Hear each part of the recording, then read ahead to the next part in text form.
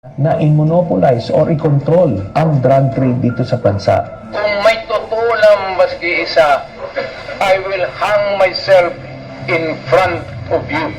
You can summon, I will sign a waiver, all banks. Will the former president be okay that if we draft the waiver now instead of tomorrow? Will you be fine with that, Mr. President? Anong kapalit, sir? Hindi. Sampalin ko siya sa publiko.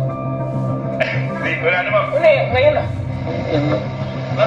Lolo, malakas.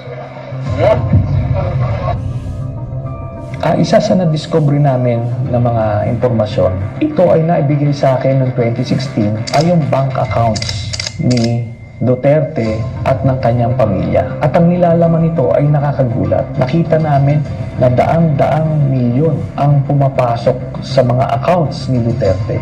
Joint account si Sara Duterte at si Pangulong Duterte. Every 6 months, may pumapasok na dividendo galing kay Sammy Uy papunta sa accounts ni Duterte, ni Sara, Baste, Pulong at Hanilet. Lahat ito tumototal ng 40 to 55 million every 6 months. Buong pamilya ng Duterte ay kumikita sa illegal drugs. Dahil sa impeachment case ni Sara Duterte, ang mga bank accounts na ito ay lalabas at makikita ninyo na si Sammy Uy ay nagbibigay ng pera kay Sara Duterte at buong pamilyang Duterte.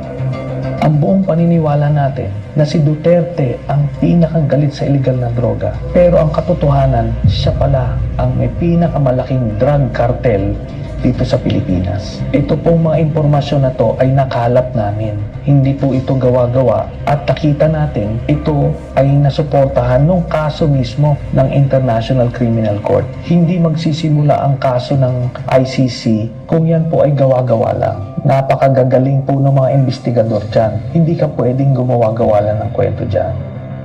Hindi lang droga ang kinasangkutan ng sindikato ni Duterte. Nandiyan na yung Pharmally at yung iba't ibang pinagkakitaan nung COVID. Isama na rito yung Sinovac na vaccine na tinubuan nila ng 2,000 piso bawat isang vial at umorder sila ng 50 million vials. Sa madaling salita, 100 billion pesos ang kinita sa isang transaksyon na ito. Ito rin ang dahilan kung bakit pinigilan nila ang pagpasok ng Pfizer at Moderna at inuna nila yung pinakamahinang klaseng vaccine para sa mga Pilipino. Nandiyan na rin yung mga mass personal protective equipment, yung face shield, yung mga ventilators, yung mga rapid tests, yung RT-PCR at iba pang mga gamit nun.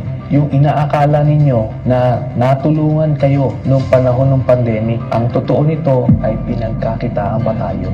Ang sindikato ni Duterte rin ang nagpasok ng mga pogo sa Pilipinas. Itong pogo ay naging pugad ng iba't ibang krimen. Human trafficking, cyber pornography, money laundering at iba pa. Na-discover nga dito sa mga Quadcom hearings na lumabas yung mga pangalan nila Alice Guo at iba pa. Makikita natin dito si Michael Yang ay kasama sa Pharmally, kasama rin siya sa Pogo at kasama siya sa drug cartel. Sa makatuwid, ang pinaglingkuran ni Duterte ay hindi Pilipino, hindi kayo, kung hindi si Michael Yang ng China. Sa mga nagsasabi na ang lahat ng mga nangyaring ito ay isang political na away between Marcos at Duterte, 2017 pa lang ay final ko na ang kaso. Wala pa po sa pwesto si President Marcos. Halos 8 taon na inimbestigahan ito ng ICC, na bunga lang ito ngayong panahon na presidente si President Marcos. Hindi po ito panggigipit kay Duterte, kundi isa po itong katunayan na mayroong hustisya sa mundo. Kaya patuloy ko pa rin itataya ang buhay ko para sa inyo. Dahil alam ko, punong-puno tayo ng pangarap na gusto nating magbago ang bansa natin. Kaso nga lang walang tumatayo, walang nakikipaglaban, at walang totoong nagmamahal. Masakit man tanggapin, Pilipino tayo, pero binababoy tayo. Kaya ako ito pinaglaban. Na kahit itaya ko ang buhay ko, hinding-hindi ko tatalikuran ang pinangako ko sa inyo. Mga kababayan,